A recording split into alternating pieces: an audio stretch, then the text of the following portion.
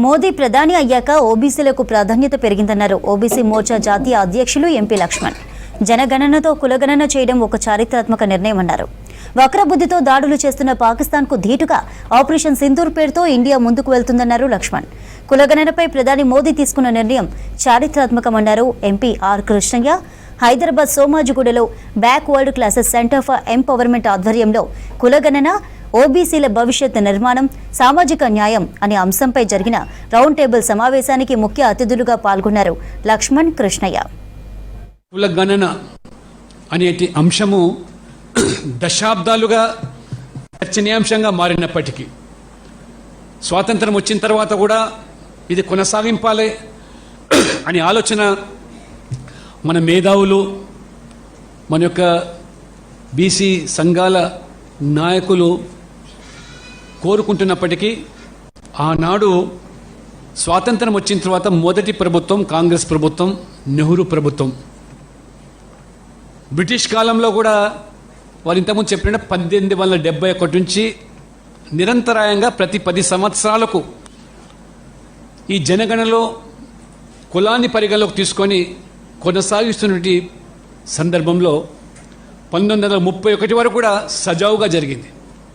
అప్పటికి మన దేశంలో ఇంకా కులాల గుర్తింపు కూడా నోచుకోకపోయినప్పటికీ కూడా ఈ యొక్క కులాల వారిగా లెక్కింపులు, ఆ రకంగా బ్రిటిష్ వారికి ఉన్నటువంటి ఆలోచన విధానం 9th షెడ్యూల్కు, లోకల్ బాడీ రిజర్వేషన్స్కు మరి లేదా ఎంప్లాయ్మెంట్, ఎడ్యుకేషన్ కూడా ఏమాత్రం కూడా సంబంధం లేదు. అది చేసుకునే అవకాశం ఉంది. గతంలో ప్రభుత్వాలు 25% ఉన్నప్పుడు 29% చేసినప్పుడు ఏ డెడికేషన్ కమిషను లేదా 9th షెడ్యూల్లో ఇక్కడ మరి కల్పించాల్సిన అవసరం లేకుండా ఉండేది. కానీ ఆ రోజు కూడా ఒక మతపరమైనటువంటి ఒక వర్గానికి సంబంధించిన కులాలను చేర్చి ఆ 14 కులాలను చేర్చి రిజర్వేషన్ కల్పిస్తే ఇదే కృష్ణయ్య గారు కోర్టును ఆశ్రయిస్తే హైకోర్టు కొట్టివేసింది. ఇప్పుడు సుప్రీంకోర్టులో అది నానుతా ఉన్నది. అది చెల్లేది కాదు. మా ప్రోద్బలంతోనే, మా ప్రమేయంతోనే, మా ఒత్తిడి వల్లనే ఇవాళ ఈ నిర్ణయం తీసుకున్నానని చెప్పి మరి కాంగ్రెస్ పార్టీ వాదిస్తూ ఉన్నది. రాహుల్ గాంధీ సైతం కూడా నేను చేసిన ఉద్యమం వల్లనే మరి ఇది ఈ మోదీ గారు ఇవాళ దిగి వచ్చి ఈ యొక్క సెన్సస్ చెప్తున్నారు. జనాభా లెక్కలు వచ్చిన తర్వాత ఏదైనా బీసీలకు జరుగుతుంది పెద్ద ఎత్తున అంటే అది నరేంద్ర మోడీ ద్వారానే జరుగుతుందని చెప్పి మీకు గుర్తు చేస్తున్నా. మొన్న ఈ మధ్య అమిత్ షా, మీరు అందరు పేపర్లో కూడా చూసారు, కాశీ ఇప్పుడు మనకు మేజర్ అచీవ్మెంట్. మన ఇప్పుడు నరేంద్ర మోడీ ఒప్పుకున్నాడంటే మన యొక్క గొంతును గౌరవించి ఒప్పుకున్నాడు.